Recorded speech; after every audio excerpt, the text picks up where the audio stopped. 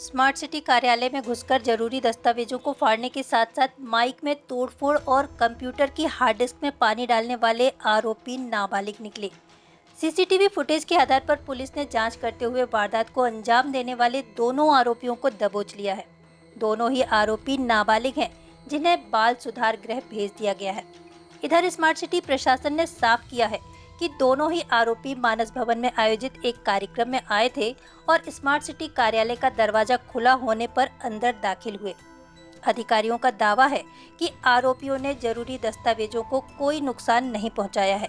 जिन tender, document और consultancy की report को उन्होंने फाड़ा है, उसकी सॉफ्ट कॉपी उनके पास कंप्यूटर में सुरक्षित है। वो अंदर तक कैसे पहुंचे? उस समय कोई ना कोई सुरक्षाकर्मी तो रहा होगा। तमाम तरह के सुरक्षा के मापदंड सभी शासकीय कार्यालयों में उपयोग किए जाते हैं। एक्चुअली जो ऊपर का हिस्सा है, उस दिन की जो अगर हम बात कर रहे हैं, तो हमारे स्टाफ का अधिकांश जो स्टाफ था वो किसी न किसी दायित्व में माननीय उपराष्ट्रपति महोदय के और माननीय सीएम साहब के उस कार्यक्रम में लगा हुआ था। पीछे का हमारा, आप अगर देखेंगे, आप लोग जानते होंगे, तो मानस भवन का एक हमारा जो पीछे का जो हिस्सा है वो ऑडिटोरियम के हिस्से से कनेक्टेड है। सामान्य तौर पे वो लॉक रहते हैं जब कोई कार्यक्रम नहीं होता है, परंतु उस दिन स्मार्ट सिटी में कुछ मेंटेनेंस वगैरह भी काम लगातार चल ही रहे हैं। समिति ने भी रिपोर्ट किया कि मेंटेनेंस के काम कारण उस दिन वो जो है दरवाजा खुला हुआ था, जहां से उनके द्वारा ये प्रवेश करके ऐसा किया गया। दूसरा सर, ये लगातार जो आप कह रहे हैं कि भ्रामक जानकारी अखबारों में चलाई गई है, क्योंकि स्मार्ट सिटी में कई सारे प्रोजेक्ट लंबित पड़े हैं, विवाद की स्थिति बनी है ठेकेदार और जो अधिकारी हैं उनके बीच में। तो ऐसी क्या कोई ऐसी भी जानकारी है जो लग रहा है कि मिसिंग है? क्योंकि अभी तक ये स्पष्ट नहीं, ये पूरा जो है एक्शन हुआ है। देखिए, हम लोग इसमें ये कहेंगे कि जब आप सीसीटीवी जनरली क्या है, चूंकि नाबालिग का मामला है तो हम लोग उसके नाम वगैरह तो बहुत डिस्क्लोज नहीं कर सकते हैं, लेकिन सीसीटीवी रिपोर्ट मैंने भी देखी है और उनकी पूरे वीडियो देखा है। पुलिस ने भी इसकी जांच की है। जो हम लोग उनके एक्शंस देख पा रहे हैं, अगर किसी इंटेंशनली अगर किया जाता है ये, तो वो क्या करते हैं कि चैम्बर में घुस के फाइलें ढूंढते पहले।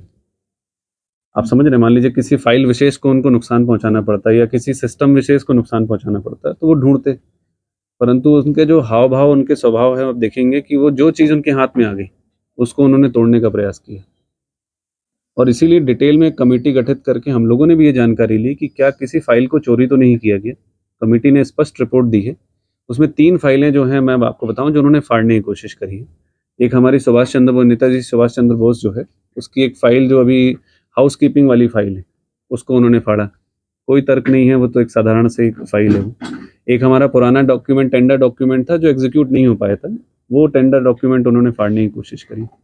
एक कंसल्टेंसी रिपोर्ट थी, उस रिपोर्ट को उन्होंने फाड़ने की कोशिश की। तो ऐसा कोई मेजर डॉक्यूमेंट भी हम कहें कि उन्होंने फाड़ा है या वो उसको नुकसान पहुंचाने की कोशिश की है इंटेंशनली, तो कमेटी की रिपोर्ट से हमें ऐसा वो नहीं आया। और उनके एक्शंस भी और जो हम लोगों ने देखे उनके कॉन्सिक्वेंसेस, उससे ये समझ नहीं आया कि इन्होंने जानबूझ के ऐसा किया है।